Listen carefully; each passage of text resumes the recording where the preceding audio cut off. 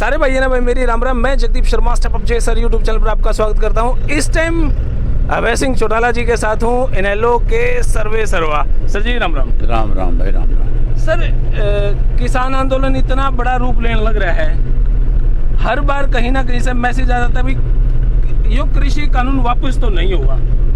फिर अब क्या आगे की रणनीति हो सकती है? ये कानून वापस होगा, पुरानी कहावत है जी। 100 प्याज भी खाते हैं 100 जूते भी खाते हैं। किसानों के खिलाफ इस तरह का कानून अंग्रेज भी लेकर के आए थे जी।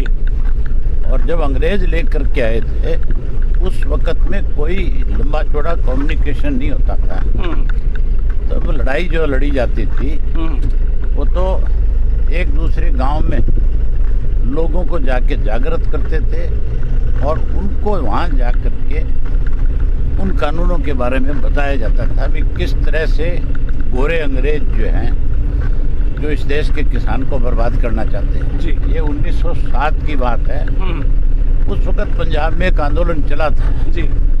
पंजाब मतलब उस वक्त हरियाणा भी पंजाब का पार्ट था जी जी संयुक्त पंजाब में जी। और उसको नाम दिया गया था पगड़ी संभाल वे जट्टा। 8 महीने आंदोलन चला जी। और आखिर उस अंग्रेज की सरकार को, जो कि सबसे बड़ी तानाशाह थी, जिसका कहते थे कि एक ऐसी सरकार इस दुनिया में है जी। सूरज उगने से लेकर के सूरज ढलने तक सरकार का राज है, उनका कभी सूर्यास्त नहीं होता। अस्त नहीं होता जी जी। लेकिन उस सरकार को भी पंजाब के किसान ने मजबूर कर दिया था जी। और 8 महीने के बाद वो सारे कानून खत्म हुए थे। अब किसान की जो लड़ाई है, किसान की पगड़ी पे हाथ डाला गया है जी।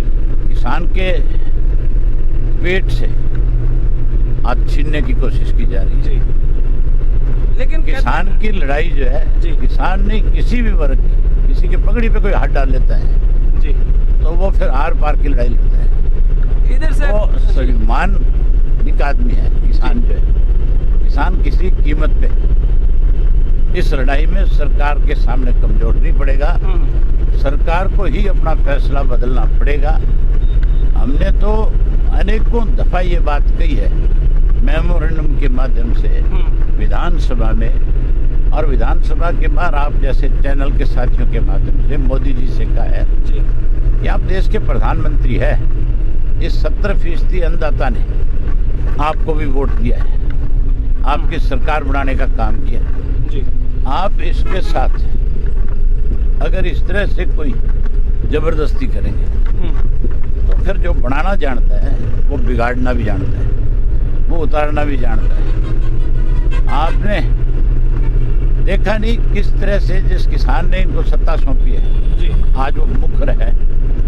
हर हालत के अंदर ये कानून वापिस होंगे। आज केवल किसान का इम्तिहान है। मोदी सरकार, मोदी साहब देख रहे हैं कि इसमें कितनी बड़ी ताकत है, ये कहीं कमजोर तो नहीं है। लेकिन मोदी जी को इस बात का ध्यान नहीं है। इस देश की सीमाओं पे पहरेदारी जो है जी। वो खेत में काम करने वाले बच्चे करते हैं। जो देश को बचा सकते हैं तो अपनी लड़ाई क्यों नहीं लड़ सकते? हम अपनी लड़ाई लड़ेंगे और 100% हमारी जीत होगी। लेकिन और 100% मोदी की सरकार को नतमस्तक होकर के किसान की बात माननी पड़ेगी, किसान से माफी मांगनी पड़ेगी। लेकिन खट्टर साहब हैं, दुष्यंत जी हैं, वो ये कहते हैं अगर एमएसपी अगर आपकी छीन ली जाती है हम राजनीति से संन्यास ले लेंगे, इस तरीके के बयान आते हैं। फिर भी हम इन लोगों की कोई गिनती नहीं है। ये तो बयान दे करके अखबार की सुर्खियों में रहना चाहते हैं। इनकी औकात नहीं है 2 टके की। ना तो खट्टर की आज की तारीख में जी। कोई खट्टर की बात को केंद्र का व्यक्ति सुनने को भी तैयार नहीं जी। और दुष्यंत का तो दिवालिया पिट गया। आपने देखा नहीं किस तरह के वीडियो जाते हैं, किस तरह के जी। ऑडियो जाते हैं जी। चौधरी देवीलाल के घर में पैदा हुए व्यक्ति को हमने आज तक इस तरह से किसी को गालियां देते नहीं सुना था। चौधरी देवीलाल का तो कोई नाम ले लेता था, कोई चौधरी देवीलाल पे कटाक्ष कर देता था जी। लोग उसका गला पकड़ लेते थे। लेकिन इन लोगों ने चौधरी देवीलाल की नीतियों को बीजेपी की गिरवी रख दिया, इसलिए सारा दिन इनको गालियां लोग देते हैं। इनकी कोई बुक्कत औकात नहीं, ये तो लुटेरे हैं।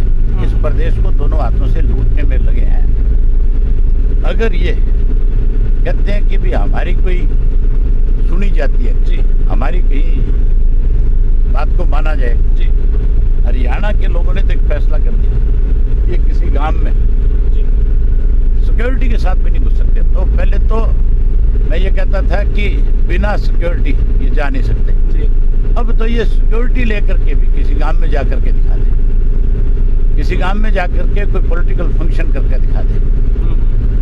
अगर गांव के लोगों ने इनको जूतों के हार ना पहनाए, गांव के लोगों ने इनको इनकी असलियत औकात ना दिखाई, तो आप मेरे पास आ जाओ। अब जितना बड़ा ये आंदोलन चल रहा है सर, आप कह रहे हैं कि आंदोलन वापस लेना पड़ेगा।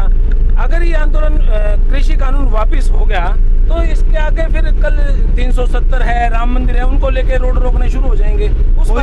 कोई भी सरकार के गलत फैसले हैं जी, ये तो सरकार को फैसला लेने से पहले सबको कॉन्फिडेंस में लेना चाहिए। अगर आप किसी को कॉन्फिडेंस में नहीं लेते, अपनी मर्जी से कोई भी चीज ठोकते हो जी, तो उसका अंजाम यही होता है, लोग मजबूर कर देते हैं और लोगों के सामने मजबूर होना पड़ता है। जनता जनार्दन से बड़ा कोई नहीं है जी। जितनी भी राजनीतिक पार्टियां कहीं आज खड़ी है जनता के सहयोग की वजह से है, किसी का अकेले का कोई अपना आधार नहीं है। लोगों ने कांग्रेस को दुत्कारा, बीजेपी को बना दिया जी। बीजेपी का ये बहुत गलत फैसला है। आप देखना बीजेपी की हालत कैसी इस देश में होगी, आज कैसी हालत है जी। कोई बीजेपी का नेता हरियाणा में, पंजाब में, राजस्थान में कहीं कोई जाकर के कोई कार्यक्रम तो करा करके दिखाए, उत्तर प्रदेश में सब तो लोगों ने घरों में बांट दिया। और 100% किसान की बात को मानना पड़ेगा। अब ये हठधर्मिता है। अब हठधर्मी गलत कानून बनाए हैं। अब ये कहते हैं कि अमेंडमेंट्स करवा लो जी। भाई, इसका मतलब तुमने गलत फैसले लिए हैं, तभी तुम कहते हो कि इसमें अमेंडमेंट्स करवा लो जी। तो तुम अपनी गलती को स्वीकार कर रहे हो अमेंडमेंट्स करके उसमें। इससे अच्छा ये है कि आप अपनी गलती को सुधार लो, आप इन तीनों कृषि कानूनों को वापस ले लो और वापस लेकर के जी, इन कानूनों को इनको वापस लेकर के तीनों कानूनों को नए कृषि कानून बनाओ। जो वायदे आपने किए थे जी, कि स्वामीनाथन की रिपोर्ट को लागू कर देंगे जी। उस रिपोर्ट को लागू करो। जहाँ स्वामीनाथन की रिपोर्ट लागू करो वहीं एमएसपी की गारंटी का कानून बनाओ। केवल लिखित में देने की बात क्यों करो?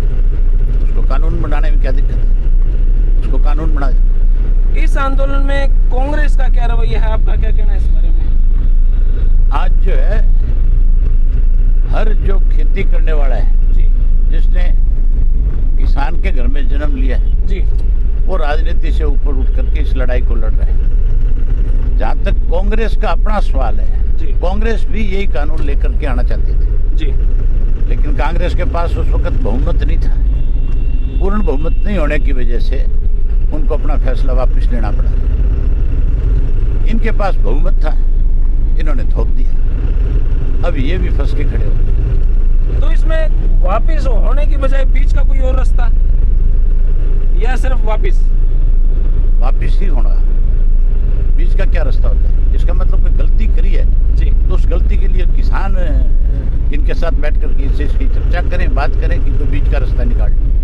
आज जो वापिस लेने में क्या अर्ज है? जिन लोगों ने सरकार को बनाया है जी, अगर वो सरकार से किसी चीज की डिमांड करते हैं, सरकार को उनकी बात सुननी चाहिए कि नहीं सुननी चाहिए? जी, जी, सरकार किस लिए होती है? सरकार इसके लिए नहीं होती। इस प्रजातंत्र देश की प्रणाली में मैंने देश के प्रधानमंत्री का आज एक बयान पढ़ा। ट्रंप के समर्थकों ने जब पार्लियामेंट में जाकर के हमला किया, विरोध कर रहे थे जी, जी, तो उस वक्त हमारे प्रधानमंत्री का बयान हुआ है कि प्रजातंत्र में ऐसा नहीं होना चाहिए। यहाँ क्या हो रहा है? यहाँ उससे ज्यादा बुरी हालत है ना। 50 से ज्यादा किसान अब तक दम तोड़ चुके। कौन जिम्मेदार है इसको? सरकार जिम्मेदार है या कोई दूसरा व्यक्ति? अगर सरकार इस तरह का गलत कानून ना बनाती तो क्यों वो लोग जो है अपने घर बार परिवार छोड़ करके, खेत छोड़ करके, गांव छोड़ करके यहाँ आते? इनकी गलती की वजह से हो रहा है सारा कुछ। अभी तक तो 50 मरे हैं बेचारे। अगर सरकार नहीं मानी तो ये संख्या सैकड़ों को पार कर जाएगी। इसका जिम्मेवार कौन है? मतलब अपनी गलती स्वीकार नहीं करनी, दूसरों पे थोपने की कोशिश है।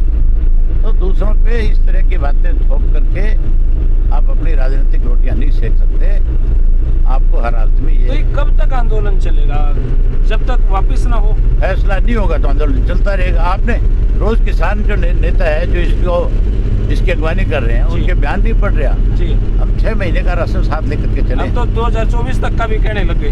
मैं खुद अगर 8 महीने वो आंदोलन चल सकता है जी। तो आज तो किसान पढ़ा लिखा है। आज हर किसान का बच्चा जो है इस बात को बहुत अच्छी तरह से समझता है कि इस कानून की वजह से कल तुम्हारी जमीन छीन ली जाएगी, कल तुम्हें मजदूरी करने पे मजबूर कर दिया जाएगा। जी। तो फिर आप ये मान के चलो कि ये जो फैसला इनका है ये वापस करा के जाएंगे। सारा युवा बैठा है और लगातार युवाओं की संख्या बढ़ जो चुकी ये है। आज ट्रैक्टर रैली युवा है, ने देश में बहुत बड़ा बदलाव किया है और आगे आने वाले समय में युवा ही बदलाव लाएंगे। जो ये ट्रैक्टर ये आज रैली आज चली है, ये चलती रहेगी, आज वापसी होगी? ना ना ना, वहीं बैठ करके लगातार धरना देंगे और मैं पूरे हरियाणा प्रदेश के गांव में जाऊंगा और लोगों से जाकर के आह्वान करूंगा जी। कि अगर आप चाहते हो कि आपकी जी। पगड़ी का सम्मान हो जी।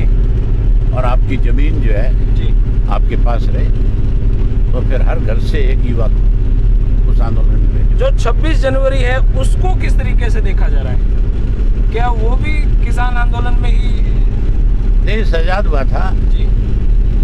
तो किसानों ने दिल्ली की बोट क्लब पे जी। ले जा करके ट्रैक्टरों से रैली निकाल करके जश्न मनाया था। जी। देश तो आज़ाद हो गया लेकिन किसान गुलाम कर दिया। अब किसान जो है अपनी आज़ादी के लिए, इस गुलामी को ख़त्म करने के लिए 26 जनवरी को परेड में शामिल होगा। और कितने हजारों ट्रैक्टर कल देखे नहीं आपने जी। किस तरह से गए? वो हजारों की संख्या लाखों में तब्दील हो जाएगी। कोई रोक सकता है उसको? सही बात है। तो अब आम जनता को क्या मैसेज देना चाहेंगे?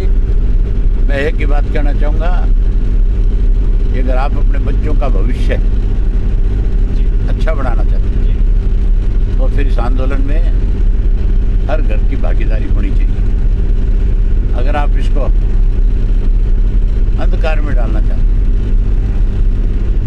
तो फिर बीजेपी जो है जो रिंग ऑन करके कमज़ोर करना चाहती है, उस मोदी जी को सबक सिखाओ और भविष्य को मजबूत करो। बहुत बहुत शुक्रिया सर आपका, बहुत बहुत शुक्रिया। ये अभय सिंह चौटाला जो अभय ही सत्य के नाम से जाने जाते हैं और स्ट्रॉन्ग तरीके से अपनी बात रखते हैं। हालांकि कांग्रेस है या अन्य कोई पार्टी है, अभी तक के जो भाषण, अभी तक की जो बातें सुनी गई हैं, निष्कर्ष निकाला यही जाता है कि इनेलो के अभय सिंह चौटाला अभी तक स्ट्रांगली इस आंदोलन को पकड़े हुए हैं। आम जनता का क्या कहना है कमेंट बॉक्स में मैं राय चाहूँगा। धन्यवाद। जय हिंद, भारत माता की जय।